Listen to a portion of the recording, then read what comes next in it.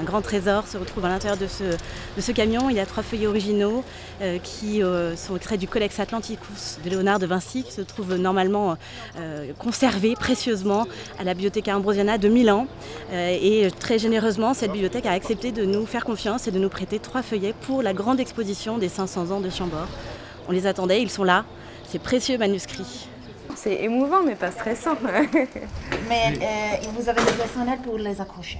Voilà, exactement. Et Julie va faire le contrôle. Ok, avec moi. Qui est le régisseur des collections.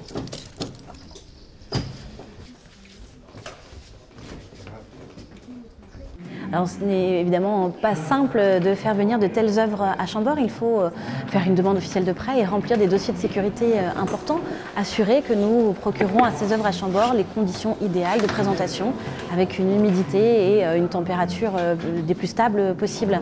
Donc nous avons tenté de mettre en place tout ce que nous pouvions pour contrôler le climat et puis de créer une salle dans laquelle ces dessins soient mis en majesté véritablement. Là maintenant, elles vont pouvoir observer le dessin grâce à un constat d'état qui a été dressé au départ et qui a noté toutes les tâches qu'il peut y avoir, par exemple sur le feuillet ou les déchirures, ce qui est le cas ici puisqu'on voit qu'il y a des manques qui ont été comblés. Donc ils vont vérifier que tout est fidèle à la description qui a été faite avant le départ. Ce constat sera fait aussi au retour, bien sûr, quand l'exposition se terminera et que l'œuvre repartira malheureusement puisqu'elle ne restera pas, elle restera que 3 mois. Il y a un petit hole, a little hole here, with an abrasion. On a vu très fréquemment des reproductions, mais l'effet de l'original est une émotion très particulière et parce qu'on est en présence de la main de celui qui les a dessinés. Il y a une proximité avec l'artiste qu'on n'a jamais sur une reproduction. Et là, c'est vraiment très impressionnant. Oui, c'est très émouvant, oui.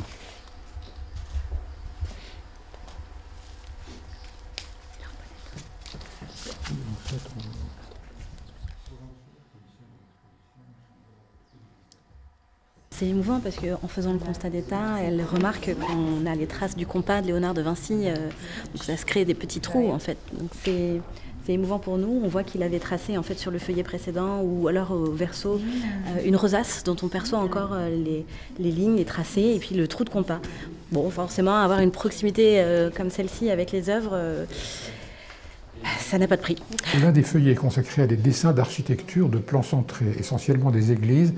Ils font partie des exercices d'architecture de Léonard et ils nous intéressent parce que Chambord est un château de plans centrés et que on s'interroge dans l'exposition sur l'utilisation de ce plan qui était longtemps réservé à l'architecture religieuse et qui, ici, est transposé dans un bâtiment d'architecture civile. Ce qui nous intéresse, c'est de voir ce travail autour des proportions et autour des formes parfaites qu'engendre la nature, c'est-à-dire le cercle et le carré, qui sont ici les modules de base de Chambord. Tout à Chambord est carré et cercle. Donc, pour nous, ces 3 feuillets illustrent parfaitement l'architecture de Chambord et couplés aux autres œuvres et aux films, aux dispositifs de médiation que nous proposons, nous espérons que les visiteurs trouveront cela lumineux et qu'ils comprendront le sens de Chambord.